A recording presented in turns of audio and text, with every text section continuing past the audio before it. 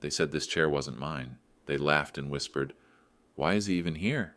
The meeting hadn't even started, yet the betrayal was already in the air. Their polished suits gleamed under the artificial lights, their ties knotted in arrogant precision, their pens tapping with restless superiority. Every glance toward me was a blade, every smirk a verdict. Unwanted, irrelevant, forgotten. At the far corner of the table, one chair remained empty. The chair they claimed had no place for me. It was not a seat of honor, nor one of power, but it was mine. The wood seemed colder than the marble floor beneath it, and when I placed my hand on it, I felt the weight of more than just furniture. It carried the echoes of late nights, of sacrifice, of sweat that had built the very walls we were sitting in. Yet none of them remembered or cared. I pulled the chair back, its scrape against the floor louder than their whispers. The sound silenced them for only a moment before the storm of contempt returned. Eyes rolled, throats cleared, papers shuffled with deliberate dismissal. I had not spoken a single word, and already they had decided. My presence was an inconvenience, a relic of something they wanted buried. But I sat down anyway. I sat down, knowing that every eye in the room was daring me to falter, daring me to confirm the story they had written about me, that I was past my time, out of touch, and unworthy of this table. They thought my silence would keep me small. They thought the chair was too big for me. They didn't know that this chair was not borrowed. It was carved from years of sacrifice, earned in battles they had never fought. So I sat. And in that silence, with their scorn pressing against me from every side, I made a vow.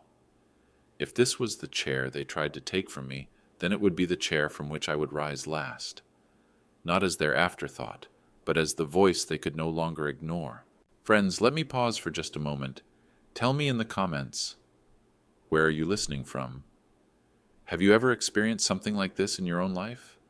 Don't forget to subscribe and share this video. This is how you help us grow our channel. And now, let's continue. The moment I sat down, the air in the room thickened, not with respect, not even with curiosity, but with a kind of disdain that was impossible to hide. It came in waves, subtle and sharp, a silent orchestra of judgment. A few didn't even bother to mask it. Their eyes rolled openly, their mouths curved into half-hidden smirks, and shoulders shifted in quiet laughter.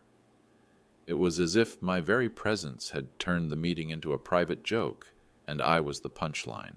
They thought I didn't see, but how could I not? The way they leaned closer to one another, whispering into their polished collars, glancing my way only long enough to dismiss me, it was louder than any words. In their minds, I had already been measured, weighed, and discarded. To them, I was unnecessary, irrelevant, laughable, a ghost of a past they wanted to erase. Every flicker of their eyes cut deeper than the last. Not because I was surprised, but because I remembered. I remembered when these same faces had been younger, less certain, when they had once turned to me not with mockery, but with questions, with requests for guidance, with a respect they now pretended had never existed. Betrayal doesn't always shout. Sometimes it smirks across the table, pretending not to know your name. And yet, in their eagerness to strip me of dignity, they forgot something. Every eye that rolled, every whisper that mocked, was not erasing me. It was engraving their contempt into the silence, turning the room into a stage where they performed arrogance and I bore witness. Their scorn was not proof of my weakness. It was proof of their fear, their need to believe that tearing me down would make their own voices louder. I let them look. I let them sneer. For if their eyes dismissed me now, I knew there would come a moment, soon, inevitable, when those same eyes would search for me, when the silence they mocked would become the silence they needed to break. And when that moment arrived, every roll of the eye would return to them, heavier than they could carry. The silence was heavier than the table itself. No one spoke my name. No one nodded in acknowledgement. No one even offered the courtesy of a distracted glance. They greeted each other with firm handshakes, with smiles stretched wide enough to look genuine, with words meant to affirm their belonging. But when it came to me, there was nothing. I was treated as though I had not entered the room at all, as if my body sat in the chair, but my presence did not exist. The shuffling of pages became a kind of chorus, a deliberate noise to drown out the weight of ignoring me. Pens clicked rhythmically, as though every sound was a reminder that I was unwelcome. They hid behind papers, behind laptops, behind the constant clearing of throats, crafting a barrier of busy importance. It was not absence of attention. It was intentional exclusion, sharpened with the cruelty of pretense. What burned most was not the silence itself, but the memory of what it replaced. Years ago, my arrival in a room like this would have stirred acknowledgement, perhaps even a ripple of respect. Back then, my name carried weight, not as decoration, but as the stone that steadied foundations. To be treated now as invisible was not mere forgetfulness, it was erasure. They had decided that I was a shadow, a relic, something best left unspoken, unseen. And yet, shadows linger even when ignored. I sat in their silence, feeling the sting of betrayal in every careless gesture, in every laugh pitched too high, in every glance that slid deliberately past me. They wanted me outside the circle, reduced to a spectator of their performance. They wanted me to shrink, to believe that I was as small as the space they granted me. But I did not move. I let the silence press against me until it became almost unbearable, until it scorched like fire across my skin. And then I breathed it in, letting it settle into me, turning it from their weapon into my shield. If they would not speak my name, then let them choke on the moment when it was spoken by someone who mattered more than all of them combined. Because silence is not the end. It is the waiting ground. And I was waiting, calmly, quietly, for the moment when their carefully built wall of dismissal would crack wide open. Betrayal has a taste. It is metallic, bitter, sharp in the back of the throat. That taste filled me as I looked around the table and saw faces I knew too well, faces I had once lifted from obscurity, hands I had once steadied when they trembled, voices I had encouraged when no one else would listen. Those very hands now shuffled papers to avoid mine. Those very voices now pitched themselves higher in artificial confidence. And those very faces wore the smug expressions of people who believed they had outgrown their teacher. I remembered the nights when some of them had sat across from me, exhausted, unsure of themselves, doubting whether they belonged in this world of strategy and power. I had been the one to remind them of their worth, to push them forward when hesitation held them back. I had celebrated their victories as if they were my own.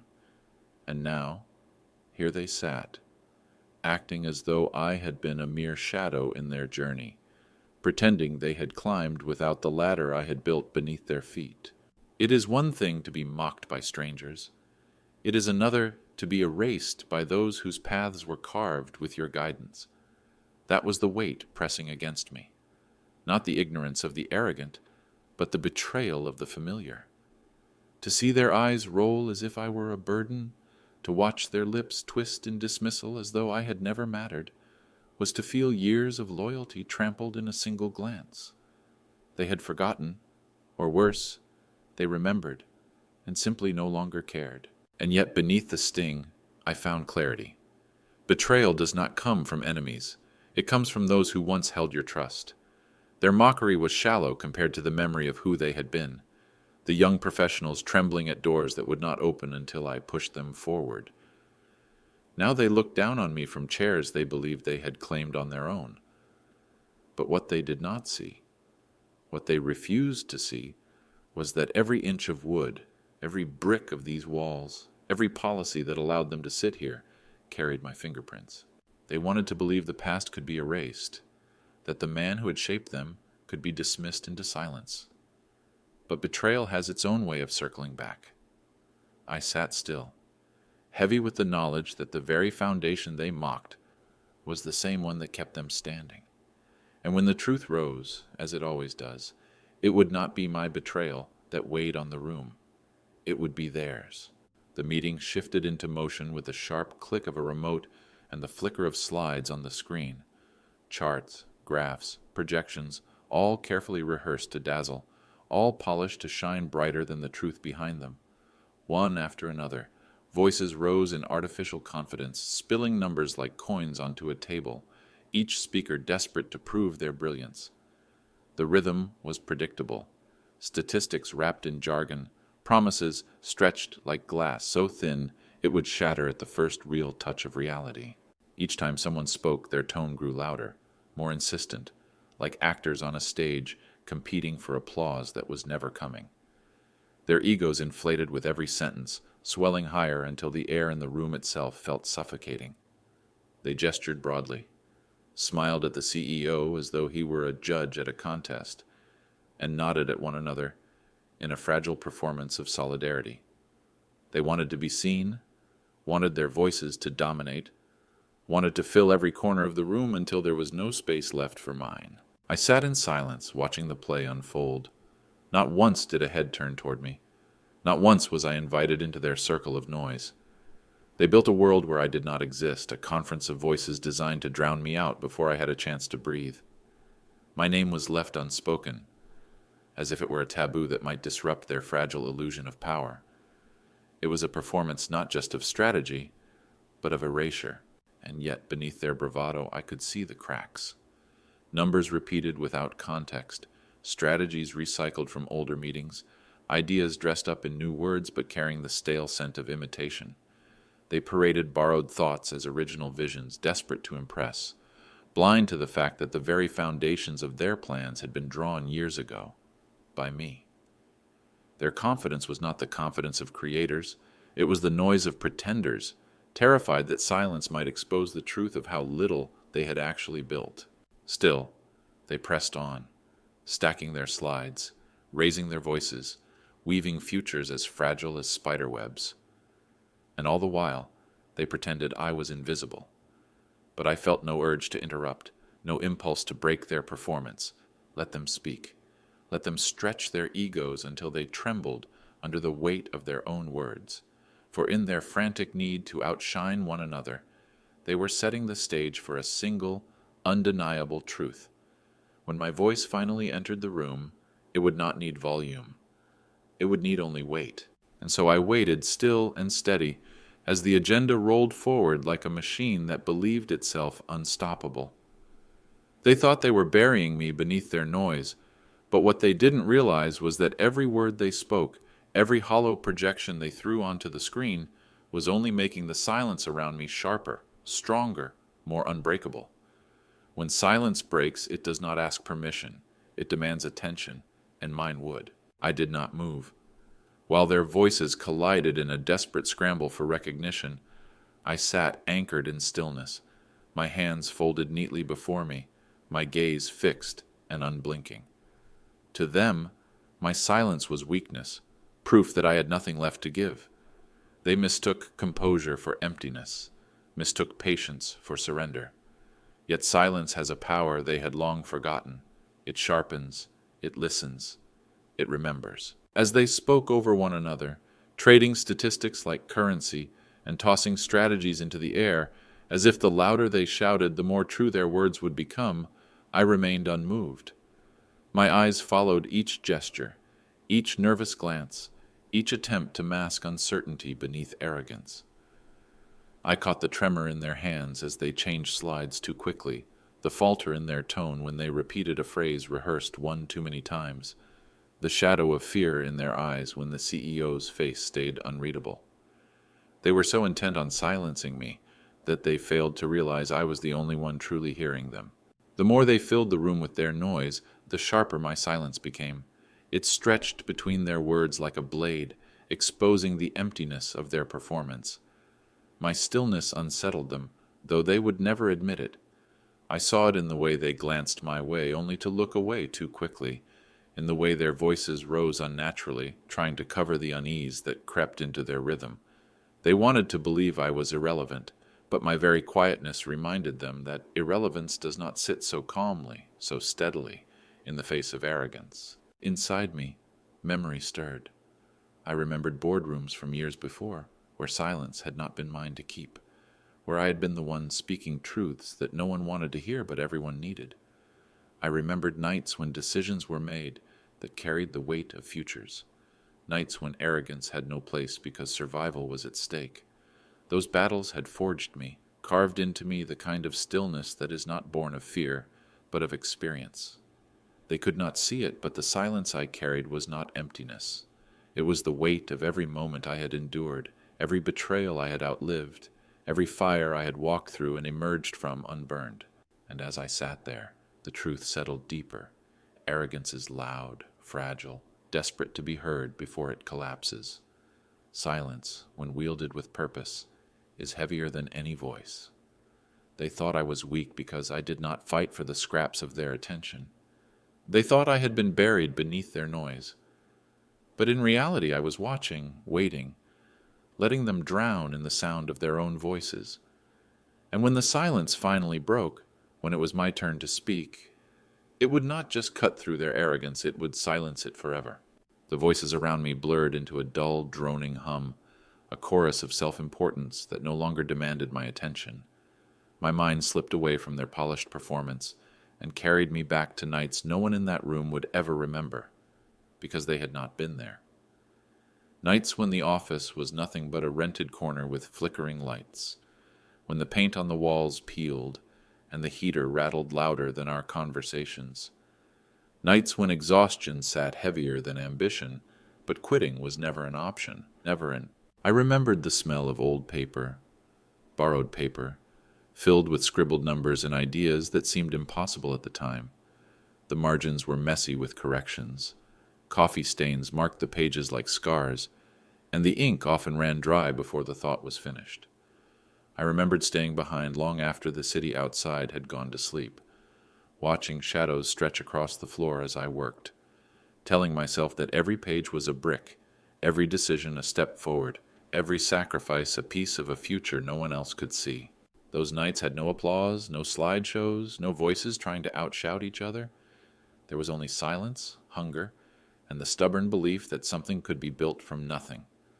The weight of failure pressed on me constantly, but so did the responsibility of every person who had trusted me, who had worked beside me in those early days when hope was the only currency we had. They had leaned on me, trusted me, followed me into storms no one else dared to enter. And now here I sat, surrounded by those who had inherited the safety of walls they did not build, chairs they did not earn, salaries cushioned by the very risks they had never taken. They rolled their eyes as if history could be rewritten, as if the foundations beneath their polished shoes were not laid by the hands they now mocked. Their arrogance was not born of struggle but of comfort, comfort paid for by the long nights I carried alone. The memory cut deeper than their dismissal, because it reminded me of how fragile gratitude can be, how quickly sacrifice fades from memory when comfort takes its place. They had not been there when the lights flickered, when the rent was late, when failure pressed so close you could feel its breath. They had only come later, walking through doors I had unlocked, standing tall on floors I had kept from collapsing. And now they dared to look down at me, as if the foundation beneath their feet did not whisper my name. I let the memory settle in my chest, not as bitterness but as truth. They could erase me from their table, from their agendas, from their glances, but they could not erase the nights that had carried them here. Those whispers of memory would never fade, because memory has a way of returning when arrogance forgets. And one day they would be reminded, whether they wished it or not, that everything they stood on had once been just borrowed paper, held steady by my hands. The door opened with the softest sound, and yet it was louder than any voice in the room. The moment the CEO stepped inside, the air shifted, thickened, rearranged itself around him. He did not need to speak. He did not need to raise a hand. His very presence carried the weight of command, the kind that cannot be faked, the kind that silences not only words, but thoughts. The room obeyed him instantly. Papers froze mid-shuffle. Sentences broke off unfinished. The restless tapping of pens stopped as if cut by an invisible blade. Every back straightened. The smirks vanished. The arrogance shrank into sudden reverence. Eyes that only moments before had rolled at me now burned with desperate need, turning toward him like flowers chasing the sun. They wanted him to see them, to notice them, to validate their rehearsed brilliance. Every gesture, every breath, became a performance for his attention. The men who had filled the air with inflated voices now swallowed their pride in silence. waiting for his acknowledgement as though their careers depended on it. Perhaps they did. And yet, in their scramble to present themselves, they revealed the hollowness of their posture. Their shoulders were stiff, not with confidence, but with fear of being overlooked. Their smiles trembled at the edges, too eager, too sharp, betraying the insecurity they had tried to bury beneath arrogance. They were not leaders in this moment. They were schoolchildren waiting to be graded, terrified that the wrong answer would unravel the illusion they had built. I remained still, my hands folded, my eyes steady. For me, his arrival was not a storm, but a reminder. I remembered when he had been younger, before the title, before the weight of the company bent his shoulders and sharpened his gaze. I remembered conversations in dim offices, the kind that stretched until dawn, when trust was not earned by volume but by vision. The bond we had forged was not written in contracts or measured in stock value. It had been born in the fire of necessity, the kind of bond that cannot be erased by time, or by the contempt of those around me. The room thought I was invisible, but I felt his eyes move slowly across the table, not rushing, not indulging the greedy stares that begged for him. He did not stop at the loudest voices, nor at the ones who leaned forward in exaggerated eagerness. His gaze cut past them, steady and searching, measuring not their performance, but the substance beneath it. The silence he commanded was heavier than the noise they had unleashed all morning, and in that silence, I knew, every mask would soon fall. For them, his presence was a spotlight they fought to stand in. For me, it was something else. It was the quiet certainty that the years could not erase, that betrayal could not bury, that silence could not diminish. They thought they had erased me, but they had forgotten one thing. The CEO knew where this company began. He knew who had held the line when no one else dared, and though he had not yet spoken, though his voice had not yet filled the room, the truth was already there in the weight of his silence. And as I watched him step fully inside, the click of the door closing behind him sealing us in, I understood what the others did not. The reckoning had just entered the room. The room sprang back to life the moment the CEO sat down. But it was no longer the reckless noise of unchecked egos. It was a strained, trembling energy, every voice sharpened by the desperate need to impress. Slides flickered across the screen faster now, as if speed could hide their fragility. One by one, they launched into their pitches, polished rehearsals of numbers dressed as vision, phrases strung together with the precision of someone who had practiced in front of a mirror, until belief felt unnecessary. He listened, that was all. No grand gestures, no interruptions, just the weight of his attention as he leaned back slightly in his chair, eyes steady, expression carved into stone. He nodded sometimes, small, deliberate movements that gave nothing away. He frowned once or twice, and those frowns sent panic rippling across the table like a crack in glass. They adjusted mid-sentence, stumbled over corrections, forced their smiles wider, praying that a word could be bent quickly enough to erase the mistake he had already noticed. The jargon grew thicker with each presentation, acronyms layered on statistics, sentences bloated with words designed to sound intelligent while saying nothing at all. The louder they spoke, the more hollow their voices became, echoing against walls that had heard promises like these before, promises that dissolved under the weight of reality. Their brilliance was a costume, hastily stitched together, and the CEO's silence was tearing it thread by thread. I watched them with a kind of detached clarity. These were the same men and women who had rolled their eyes at me, who had dismissed me as a relic. Yet now, beneath his unreadable gaze, their arrogance crumbled. Their words, so sharp when directed at me, softened into stammers. Their confidence faltered when the only audience that mattered did not feed their hunger. They had mistaken noise for substance, and now their noise rang hollow. His face remained unreadable, and that was the cruelty of it. They longed for even a flicker of approval, a glance of recognition, a smile that might release them from their own tightening fear. But he gave them nothing. His silence was not like mine, born from patience and memory. It was colder, sharper, the silence of judgment, the silence that waits before delivering a verdict. And in that silence, I felt a shift. They did not know it yet, but their time at the center of the room was slipping away. The louder they spoke, the closer they came to exposing themselves, to revealing that beneath their bravado there was little to hold.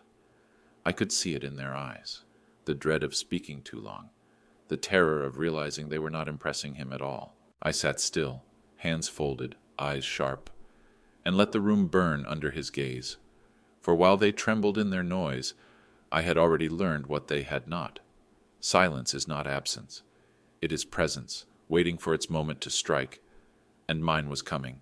The silence that followed their last presentation was suffocating, thicker than smoke, the kind that settles into lungs and refuses to leave.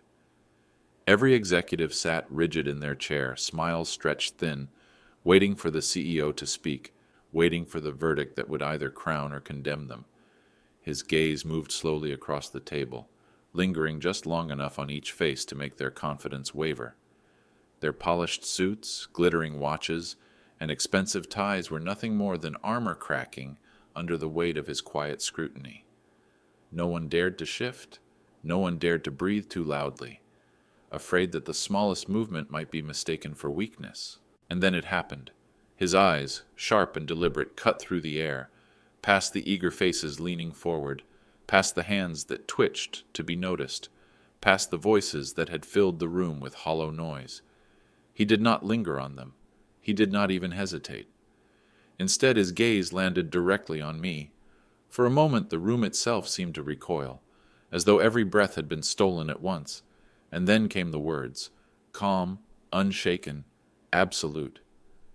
"Let's hear your opinion first." The shock hit like thunder.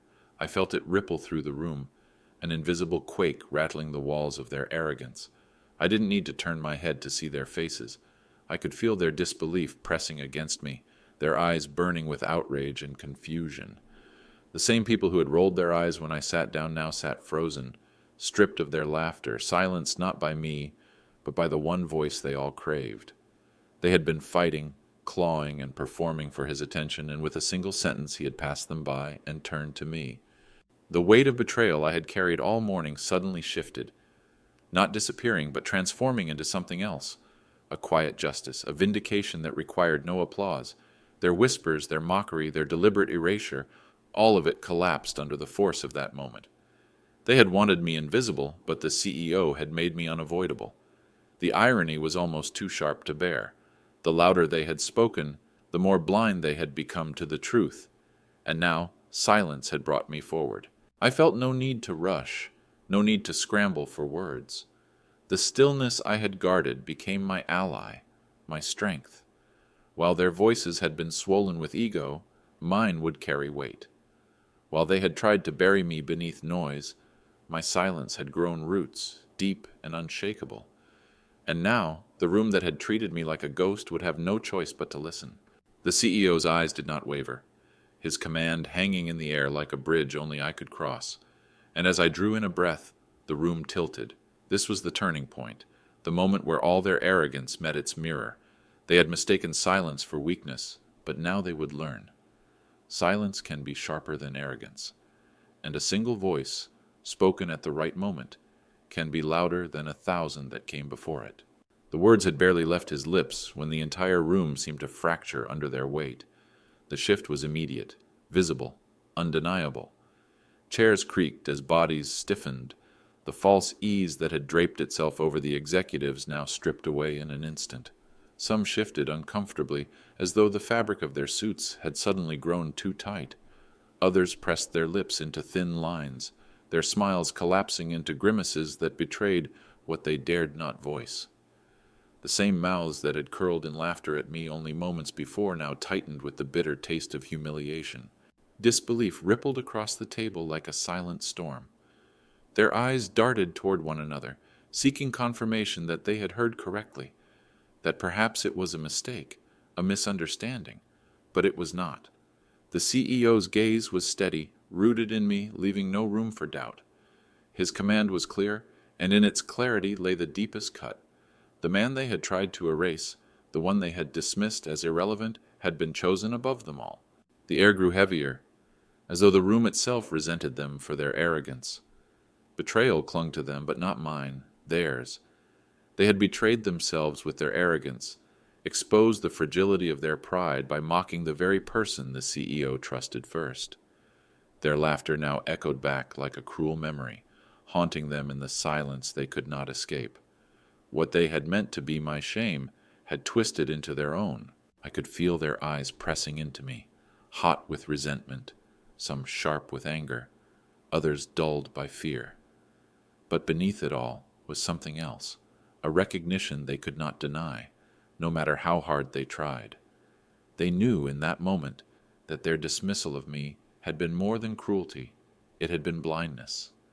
And now they sat in the consequence of their blindness, powerless to undo the damage. The silence in the room was no longer mine. It belonged to them now. It was their silence, thick and suffocating, born not of choice but of exposure. They could no longer mask their unease with polished words or grand gestures. The betrayal they had thrown at me all morning now draped itself over their shoulders, a weight they had no strength to carry. I did not gloat. I did not smile. There was no triumph in me, only a steady calm that burned hotter than victory. For what I felt in that moment was not revenge, but justice, the simple, unshakable justice of being seen for what I had always been, while those who mocked me drowned in the silence of their own making. And as the CEO waited, patient and unwavering, the truth became undeniable. The stunned room had already spoken louder than words ever could.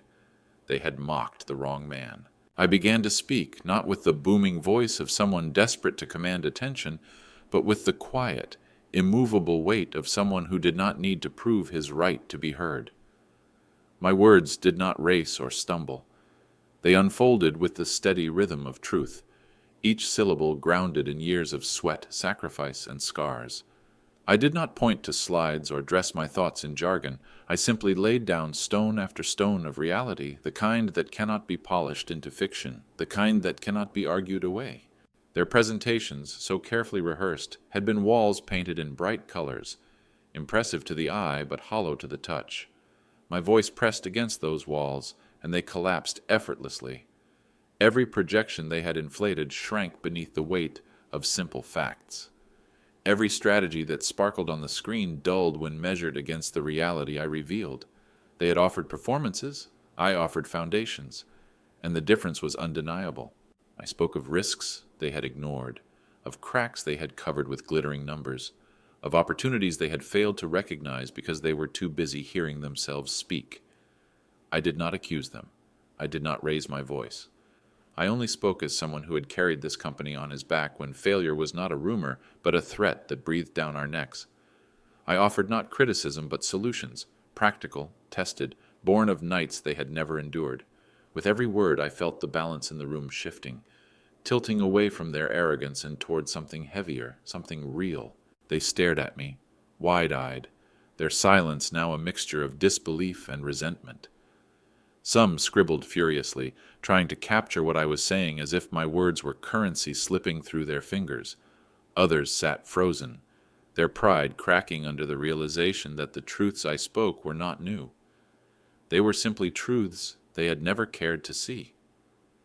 Their polished slides had been weapons aimed at winning favor, but in my voice, those weapons turned blunt, exposed as fragile decorations. And then I saw it. The CEO's eyes, sharp and unwavering, no longer unreadable.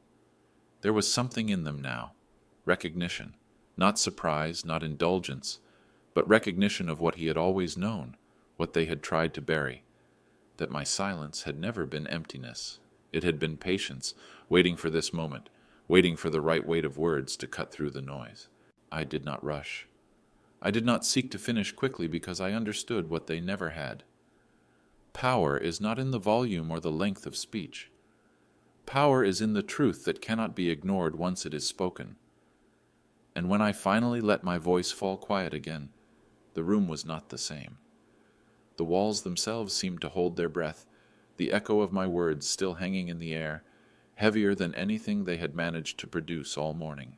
I leaned back, hands folded again, silence returning to me, not as exile, but as throne. The noise had been theirs. The weight was mine. And though they would never admit it aloud, every one of them knew it. The room belonged to my voice now. When my final words dissolved into the air, the room did not rush to fill the space. It simply stopped. The silence was total, absolute, the kind that arrives only when something undeniable has been spoken. No one dared to move, no one dared to cough, no one dared to force a hollow laugh to break the weight pressing down on their chests. The silence itself became a verdict, louder than applause, sharper than mockery. Their arrogance, so brazen minutes before, had drained like water through cracks. The faces that had smirked at me now carried a different expression. Not warmth, not admiration, but something far more powerful: recognition. They recognized the truth they had spent the entire meeting trying to bury under noise and slides and jargon. They recognized the authority that comes not from titles or fashion, but from endurance, from the unshakable fact of having built what others now take for granted. And recognition, once it arrives, cannot be rolled away with the eyes. I looked at them, one by one. The ones who had whispered behind their hands now kept those same hands folded tightly, white-knuckled with tension. The ones who had rolled their eyes now kept them lowered, unable to meet mine, unwilling to confront what they had dismissed. And those who had once leaned back in their chairs with smugness now sat upright, as though afraid that the weight of my silence might crush them if they slouched. The roles had shifted, and though no one spoke it aloud, they knew it. The outsider they had tried to erase was now the center of the room. Even the air felt different. It was heavier, denser, as though the walls themselves were listening, as though the room had witnessed the collapse of arrogance and the rise of something steadier, stronger. I did not need to demand their respect. I did not need to gloat or savor their discomfort. It was already mine, not handed to me by them, but reclaimed from the silence they had tried to weaponize against me. And in the stillness I understood something deeper. Truth has its own gravity.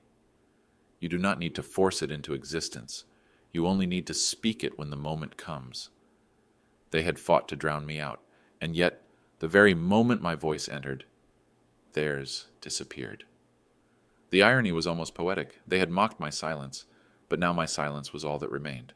The CEO had not said a word since asking for my opinion, but I could feel his approval in the quiet strength of his gaze. He didn't need to confirm what everyone already knew. The silence itself confirmed it. The room, once filled with arrogance and disdain, now stood as a monument to the power of a single voice spoken at the right time. And so I sat, steady and unmoved, letting the silence linger. I did not rush to end it because I knew this was not emptiness. This was justice. The CEO sat still for a moment, letting the silence breathe, letting it wrap itself around every person in that room like a mirror they could not escape. His face, unreadable until now, shifted only slightly, a subtle narrowing of the eyes, the faintest exhale, the quiet weight of thought turning into decision. Then with a single motion he nodded once. It was not casual, not polite, but firm, decisive, final. And then came the words, calm but carved in stone. That's the perspective we needed. The room seemed to collapse beneath that sentence. All the polished slides, all the carefully rehearsed voices, all the desperate performances, they disintegrated in an instant, scattered like dust before a wind too strong to resist. The executives who had fought for his attention sat frozen, their egos cracked wide open by the realization that their voices had not ended the meeting. Their words had not carried the weight they believed. It was mine, the one they had mocked, dismissed, erased. My voice had brought closure. My words had been chosen as enough. The CEO closed his notebook with a deliberate motion, the soft snap of its cover echoing like a gavel striking wood. That sound was the true end of the meeting. No further debates, no second chances, no desperate attempts to salvage dignity. The performance was over. The verdict delivered. He did not ask for more. He did not invite further opinions. He did not need to. Everything that needed to be said had already been spoken, and it had come from me. I felt the weight of their stares pressing into me, some burning with humiliation, some heavy with unspoken envy, others darkened by shame. They could not undo what had just happened. They could not roll back time and erase the contempt they had shown when I first sat down. That contempt now sat heavy on their shoulders, a burden that would follow them long after the meeting ended. For all their ambition, all their hunger, they had been silenced by the very person they had tried to silence. I did not smile. I did not gloat. Triumph was unnecessary. The justice was already complete. I leaned back in my chair, steady, calm, letting the moment linger. The CEO's words had not only closed the meeting, they had opened a wound they could not heal, and the scar it left would remind them, every time they sat at this table, that arrogance has a price, and dismissal has a consequence. When the CEO stood, the others scrambled to follow, their movements stiff, their dignity fractured. I rose slowly, deliberately, unhurried, carrying no need to chase his approval. I had already been given something greater than approval, acknowledgement, the acknowledgement that truth once spoken ends the noise. And as the door closed behind him, sealing the meeting in memory, I knew it was not just a notebook he had shut. He had shut the performance, the arrogance, the mockery. What remained was the verdict, that my voice had been the one to matter, the one to last. I rose slowly, the weight of the moment settling into my bones like something eternal. The chair beneath me, the one they had tried to make feel like a punishment, no longer felt cold or cornered. It no longer carried the sting of exile, no longer whispered of irrelevance. It had transformed before their very eyes. What had been meant as a symbol of dismissal had become a throne, not gilded, not adorned, but carved in quiet justice. The room did not move as I pushed the chair back. The scrape of its legs against the floor was louder than all their polished voices combined. Their heads turned, some reluctantly, others with a gaze that could no longer deny what they had witnessed. They had thought that by rolling their eyes, by erasing my name from their greetings, by laughing at my presence, they could strip me of dignity. But dignity is not given by them. Dignity is carried, earned in silence, proven when the truth is finally forced into the light. I looked at the table, at the papers still scattered, at the slides frozen on a meaningless number, at the pens that no one dared to click anymore. All their weapons, mockery, arrogance, performance, lay powerless. They had nothing left to shield them, nothing to hide behind. Because the truth had cut through the noise, and truth does not vanish once spoken.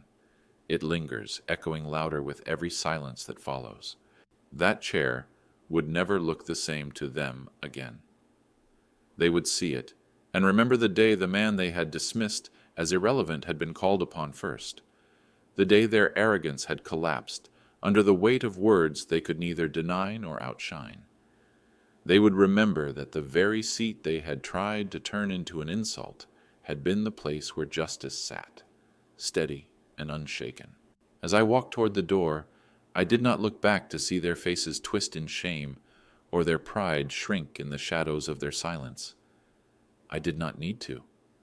The truth was already branded into the walls of that room. They had tried to make me small, but the moment that mattered, the only moment that would be remembered, was the one where the CEO had turned away from all of them and chosen me. The first voice that mattered had been mine, not because it was loud, not because it demanded, but because it carried the weight of something they could not counterfeit, lived truth.